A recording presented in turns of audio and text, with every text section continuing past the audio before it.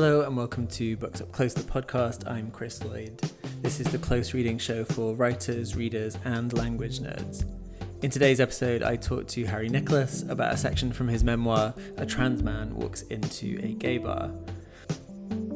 I did actually record this episode quite a long time ago, but I've been fighting with the audio a little bit, so if it sounds odd in places, please do forgive me. Thank you, Harry, for joining us. Really nice to see you. And you, thank you for having me. So, this is the question I ask everyone at the beginning, is what are your thoughts on close reading as an activity, as a practice, and how are you feeling about us closely reading you today? Reading is fundamental, obviously. No, I haven't done close reading, quite honestly, since school, university, that kind of thing, because I don't really need to. I just find that, those analysis skills that were very useful when I was studying, and they kind of come into my everyday life quite naturally when I'm looking at art or reading stuff, but I don't sit down and annotate necessarily. I kind of understand the meaning it's conveyed, but I definitely didn't have those skills before I learned how to do them. But I don't really drool over words in that kind of academic sense, unless, and there is one caveat, it's whether it's poetry, where I do think you kind of have to do that. Something like Andrew McMillan or Joel Taylor, where their pen is a bullet and can be. I kind of have to do it then because I'm forced into that environment. But yeah, often I just kind of enjoy stuff now and don't read too deeply into it unless I become obsessed with it, which it also can be true. In terms of my own work, it makes me a little bit nervous. I think everyone will say that. I think when they're sat at home writing, it's not really something that they anticipate will happen. And I think if they did think that, or if I thought that, it would just stop me writing entirely. It would be so disruptive to the process because you know that you're going to be analysed, so you just won't do it at all. So that's my kind of thing, is that I didn't write with that in mind. So I'm a little bit nervous, but I think it's a good activity to do and good skills to learn. Great, and I think it's been interesting approaching close reading the different kind of forms or genres, I guess, as you're saying, right? Like talking about poetry with someone versus a novel versus memoir, right? I think it brings out different kinds of kind of insight into the language. So yeah, I think we might talk today about repetition as a linguistic device. Each episode has kind of surfaced something that I think the text is doing. So I talked a lot about exclamation marks with Olivia Sujic, for example. So we kind of almost zoom in on one particular thing. So we'll see how that goes. You're going to read a little extract for us in a second. It's a bit later on in the book. Is there anything you want to tell us about that to set the reading up, or about the book in general, in case people haven't read it? Yeah, so my book is A Trans Man Walks to a Gay Bar. It's not linear. It doesn't kind of follow other trans memoirs that I've read before, where it goes from kind of like birth until the end of a transition. It's not that kind of style. So this is a piece that's kind of maybe a third of the way through and reflects on my experience going into gay bars now as a gay man and being read as a cisgender gay man, and my experience going into the same gay bars or similar gay bars as a lesbian, and my kind of experience almost being treated as a completely different person.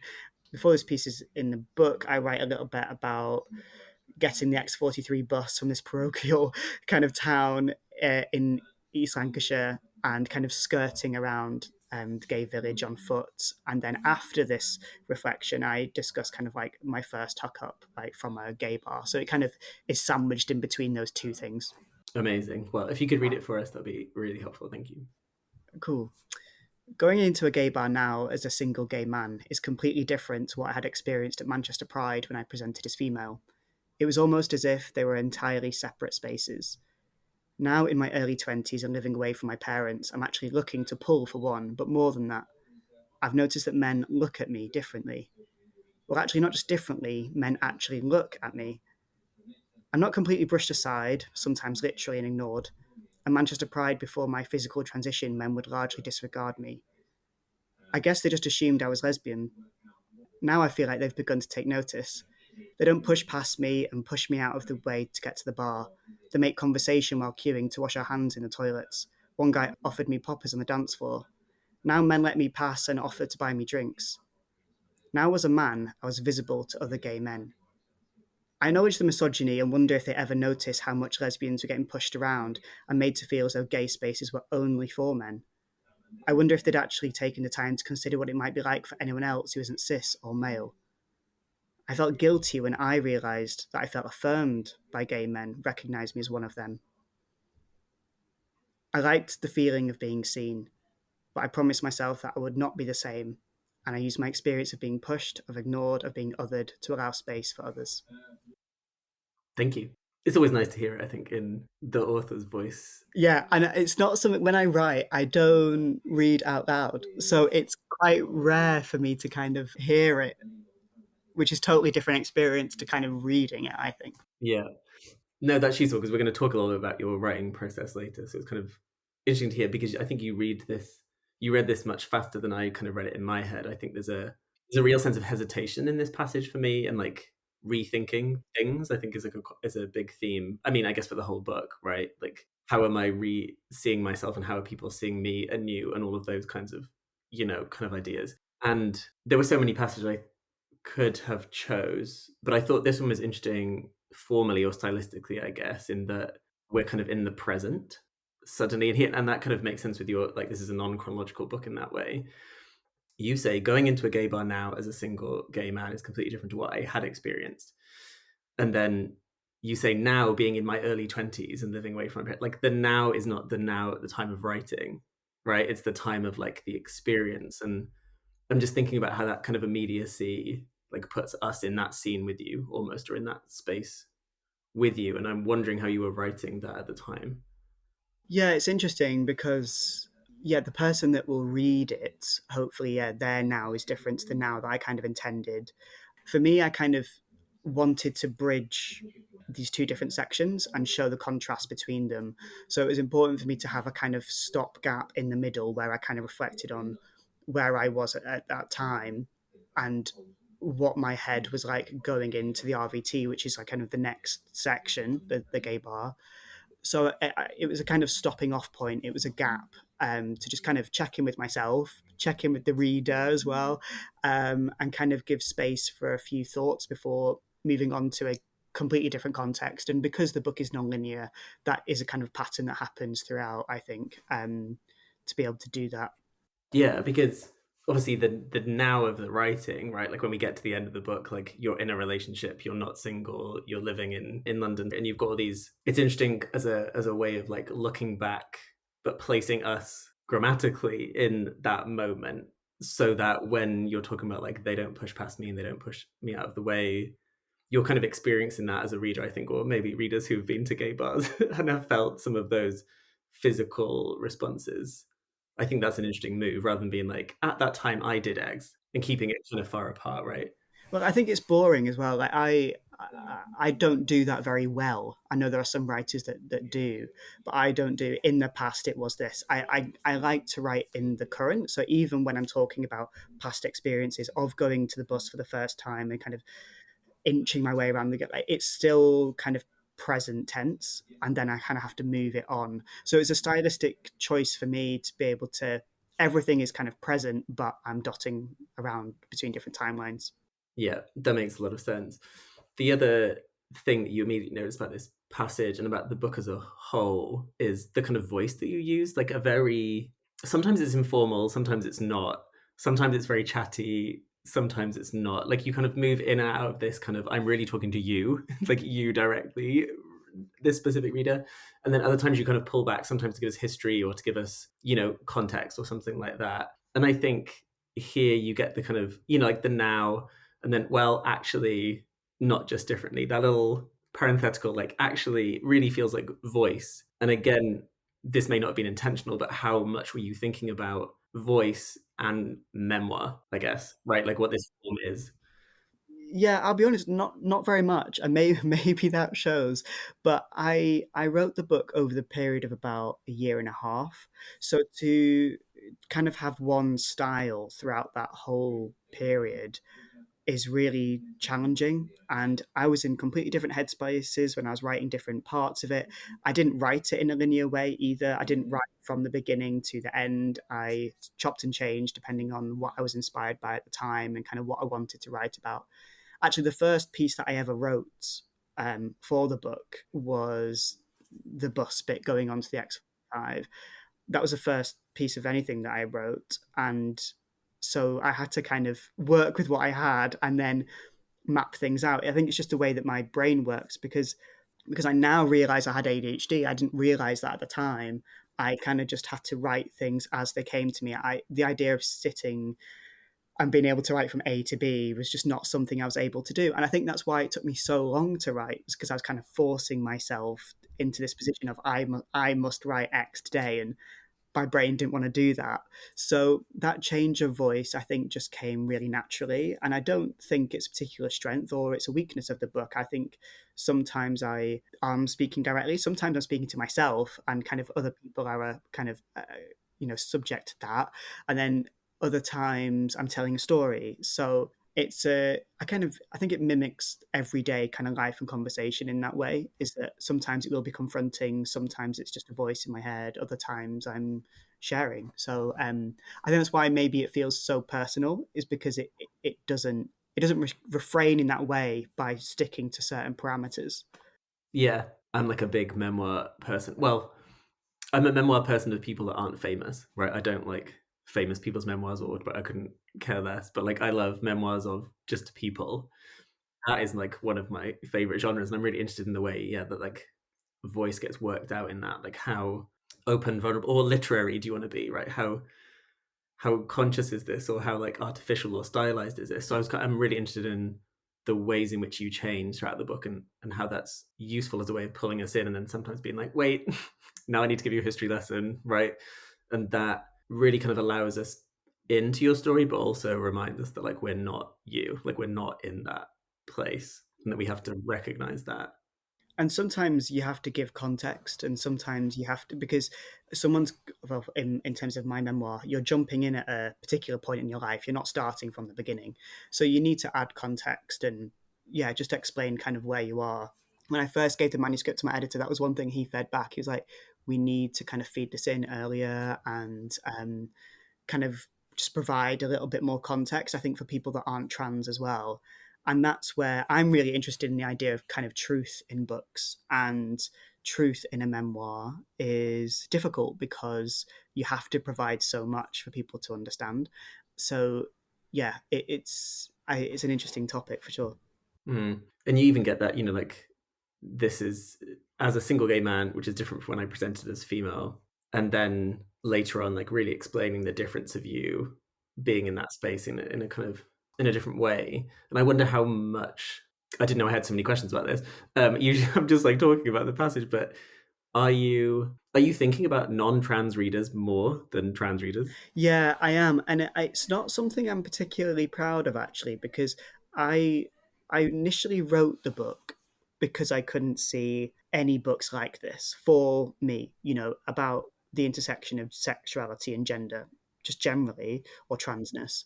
And yet, I'm not going to say failure, but one thing that I'm disappointed in is how much I don't think it speaks to trans people. I think a lot of trans people will resonate with it, and they have told me that they've enjoyed it.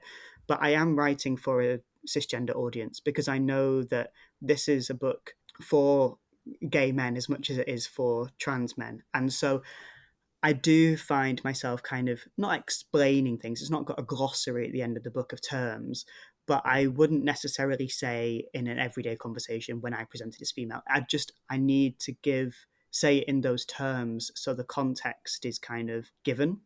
So it's that was a difficult thing. And also, I have not really read very many books that are for a trans audience. And so I don't know if I kind of know how to do that. I think I can think of Travis Salabanza's work, I mean, all of it basically, but specifically none of the above does speak to trans people very directly.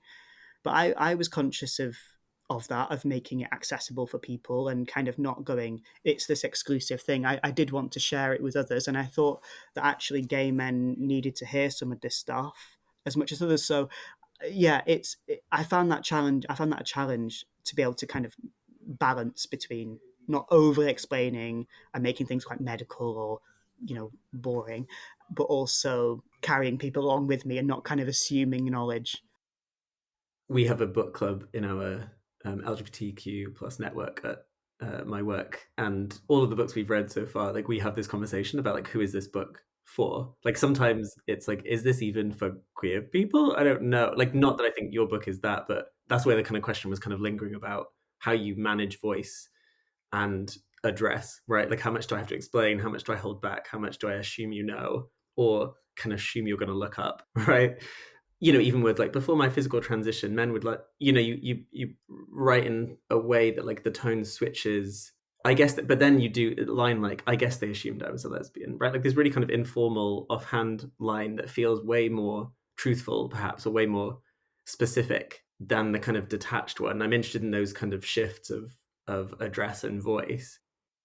I think when I was writing, I felt a lot of anger towards gay men. I mean, I'm kind of speaking about homogenous group, which isn't fair, but in the context of this, I felt a lot of anger. I felt a lot of love.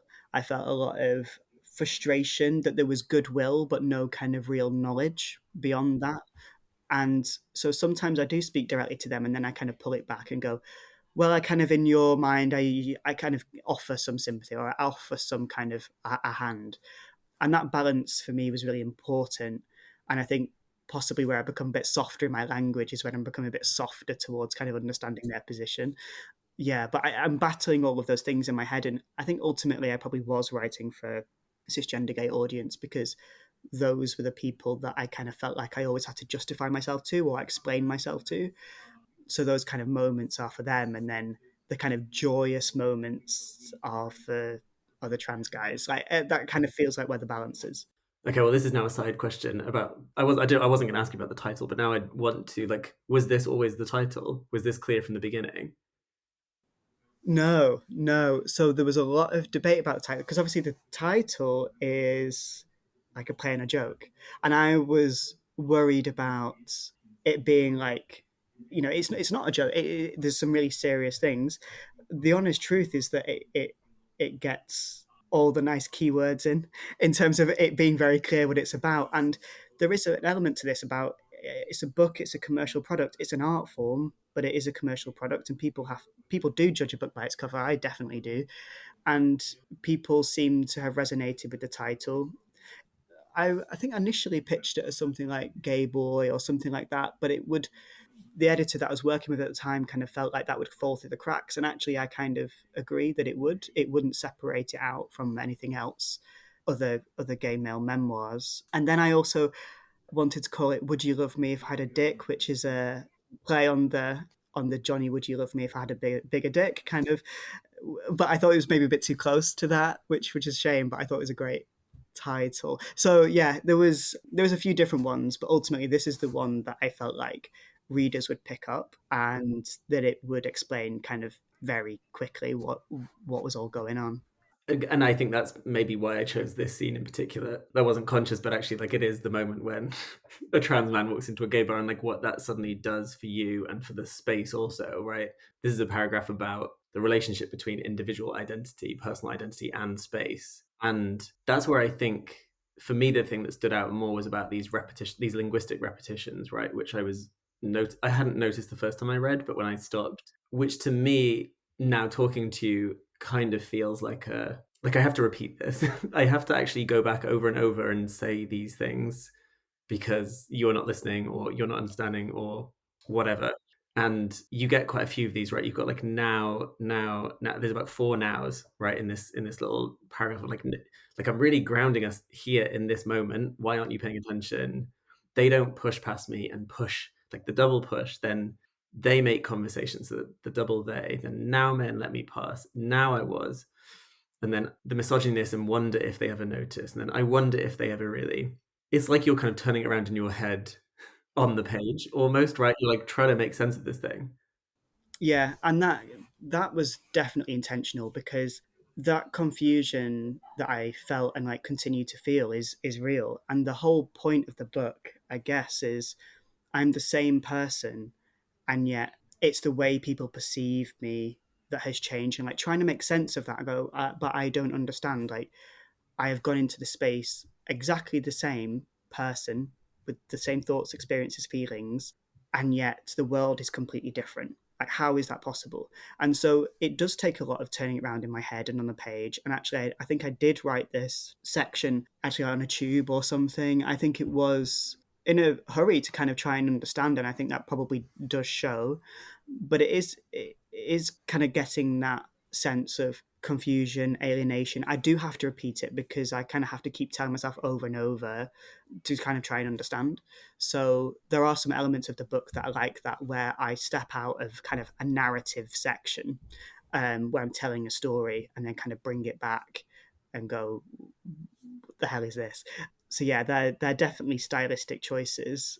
I don't know if I love them very much, but I can appreciate their kind of place in this context and trying to make sense of it. And also the repetition is important because I feel like some people, I need to be told over and over and over again sometimes to kind of affirm myself, but also other people.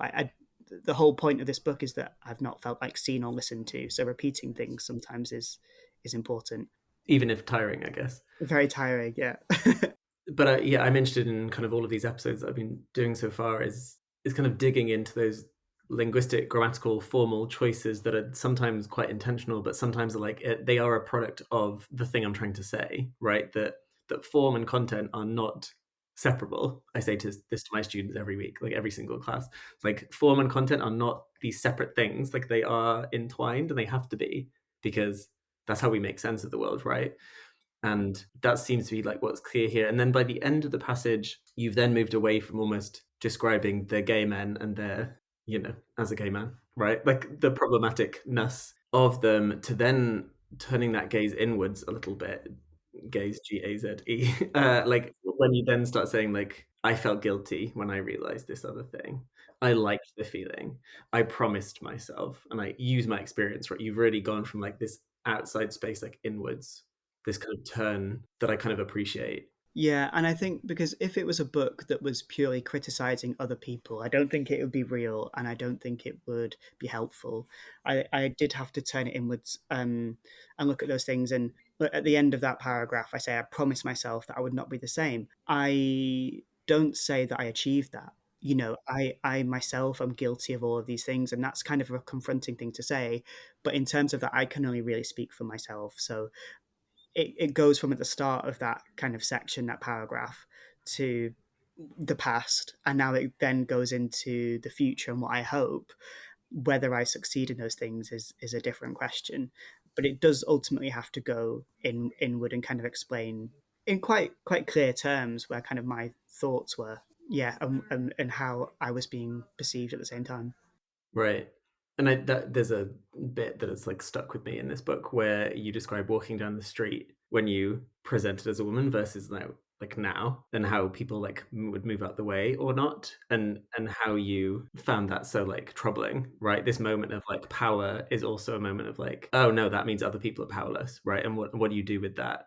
How do you embrace the gender euphoria of being seen, but also the power that comes with that? I've thought about that scene a lot. Yeah, and I kind of ask people at that time as well. I mean, I know the piece you're referring to because I remember when it happened and it kind of confronted me.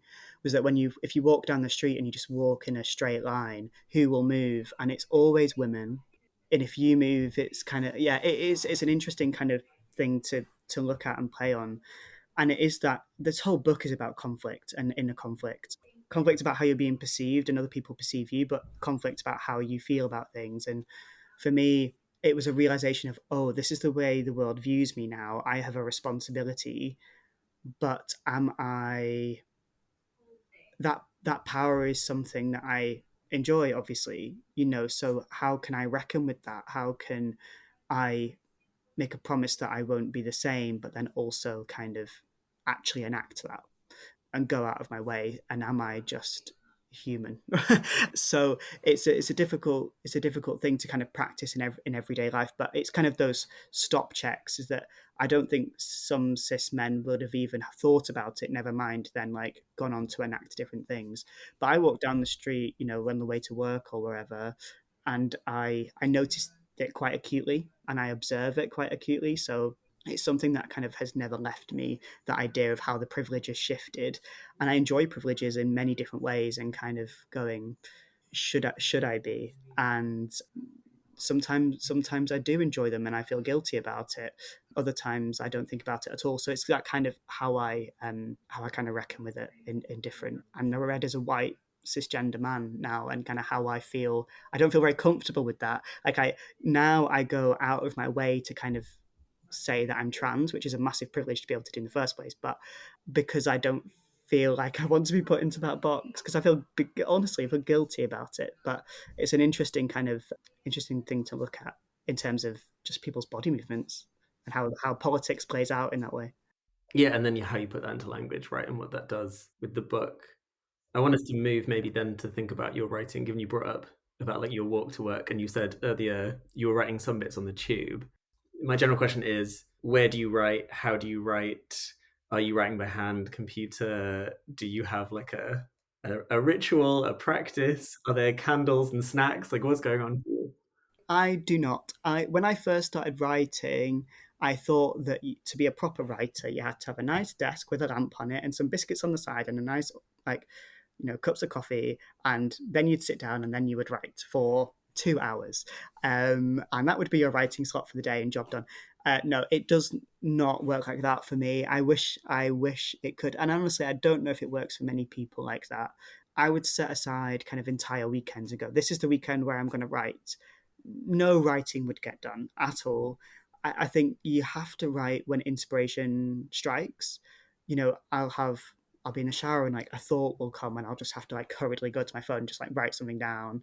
Or sometimes I was writing at 3 o'clock in the morning because that's when I felt like inclined to get the words down. Sometimes it would be on the carriage because like I don't know, the rhythm really sort of helped drive things. That is quite stereotypical. But it does work. But ultimately, it's whenever I can and however I can. There isn't a set routine. There isn't a set. It must be on a laptop, or it must be by hand, or it must. I find that stuff actually more prohibitive than it is useful. You write, however, and that's been the best kind of bit. I don't put I must write X many words because I end up writing that many words and just deleting it all the next day. If I get a paragraph, great. If I get a couple of thousand words, great. It just has to be the mood. Um, I also found that when I was writing, if I didn't enjoy writing it, it wasn't a very enjoyable read. So I always kind of had to come back to things when I felt like I wanted to write them, which meant writing the most exciting bits first and then filling in the gaps later. Did you always write? Were you writing as a kid, or is there something that came later? Yeah, I mean, I wrote a poem when I was 18, which went viral, and that was the first time I kind of had written and looked inward, and hadn't really intended it to be. It was my sort of coming out, and I hadn't really intended it to be. I just kind of put the work out there, and it then became my coming out by accident. Before then, I was kind of just reading and writing, and not being shared. I don't think I'm the strongest writer, but I feel like I've got stories to tell. So it's the story first for me and kind of form later. And I know those things can't be separated. But I feel like if you've got the form down and you're a skilled writer but got nothing to say, equally, it's a balance, isn't it? So for me now, it's like about telling the stories but honing the craft. And my preference is that way. I studied film and TV at uni, so I was always kind of writing scripts. So it's a very different form and stories and characters and stuff. So I was kind of used to the kind of analytics or analysis of it and kind of coming up with things. So I'm excited about fiction as well as nonfiction. Read a lot of poetry, and I think that's kind of the best education, really. Hmm. Do you read like essays or books on like writing as a practice or on craft? Is there anything that you would recommend? No, I never have, and maybe that shows. I don't know, but I find it. I would procrastinate. Like I feel like I would buy a book to learn how to write, so that I didn't have to write. But I'd feel like I was making my way there. It was the same when I was revising for my exams. I'd like look at how to revise and not actually revise. So I just found the best education is always reading and absorbing as much of that as possible, and then it will just come out in the way that you write because it's what you know and what you've absorbed and what you like. which is kind of why I put at the back of the book like recommended books, because they weren't just books that were thematically similar. They were books that had informed this one in one way or another, either that be in like content or be in style. So there's quite a big oh there's a reason why I put poetry in there as well, because that's something that I'm inspired by. So even though thematically it doesn't really align, but yeah, I've never read a how to guide. I don't know, maybe it's advisable. You know, I'm just interested the kinds of things that we're reading and what's going in and what's useful and what's not. We can talk about books you want to recommend in a little minute, but because you have got this long list of texts that are you're kind of in dialogue with, are there any that you want to pull out now and talk about? Are there any you would recommend to people, or not on this list that maybe have come to you later? You're like, oh wait, that book is clearly quite present here. Yeah, I really enjoyed Fire Island actually, which is kind of you'll have probably read it. It's kind of a memoir of sorts, but it's an exploration of space. And I read that after this one. I intentionally kind of didn't read loads while I was writing because I would get so drawn into their style that I'd find it difficult to kind of write my own thing. So I left it regrettably until after I'd finished. But I found that interesting because it did look inward about kind of what his hopes for the space were and what the realities were, which is a theme in my book as well, but also histories and this idea of queer spaces. So yeah, I that was one thing that I think this book possibly in dialogue with, even though it's quite American, obviously. Young Man, Lou Sullivan, which I speak quite a lot about in the book because it's the first well, the first that I know of gay trans guy book, even though it's diaries. I found a lot of myself in it. And to have a work that you can see yourself so clearly and so honestly in that wasn't meant to be published really before I was even born was like just huge for me. So I it's kind of a love letter to Young Man in that sense. And then also Straight Jacket by Matthew Todd, which I remember reading very, very early on in my transition when I sort of first realized I was gay. And I liked the kind of criticism of the gay community in that way. So I wanted to pull that out a bit and kind of exploration of key topics, even though it's nothing like that in really. This is memoir, and that's kind of quite neatly non-fiction analysis, but it does have Matthew's kind of experience working at Attitude and his experience with drugs and alcohol woven throughout. So yeah, those kind of those all those things together. Amazing. I will link everything. And we will obviously link to your book too. So my final question is like, what would you recommend now? Maybe things you're reading now, things you're excited about for 2025, or maybe a classic. What is your big book recommendation? I've tried to beg, borrow, and steal Love in Exile by Sean Fay. I feel like I'm not alone in that one. I'm very excited for that coming out very soon. Anything Nicola Dennon writes is just exceptional. I'm a big fan also of Andrew McMillan and his writing. I have been for many, many years. Also, regrettably, I'm quite late to Joelle Taylor, but I found a real kind of, I don't want to say I identify in some ways, but in some ways I kind of do. She's from Lancashire, from a very similar place to me, working class roots. I like the way that she kind of, her writing is just exceptional. Like people have to go and check her out if they don't know already. She's climbed and climbed and climbed. I feel, and how people have missed her, how I've missed her. I've no idea, but I'm really love reading her fiction as much as the poetry.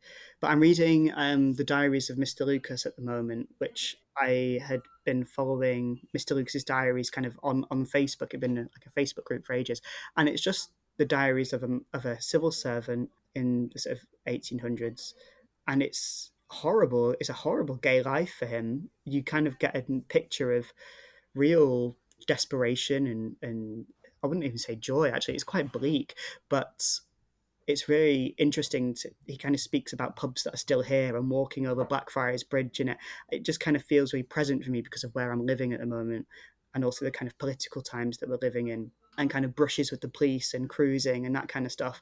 But he is just a average person living in London, and I find that quite exciting to read about in its own way. So I'm really enjoying reading that at the moment. It's by Hugo Greenhouse.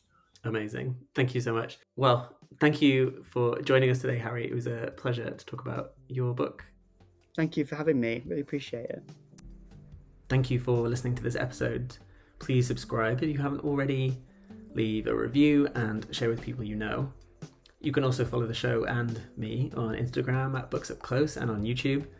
And if you can, please do fill out the feedback form linked in the show notes. It's really helpful to us. You can get show transcripts and more information by subscribing to the Substack. This show is made possible by an Impact Accelerator Award from the University of Hertfordshire and the Arts and Humanities Research Council.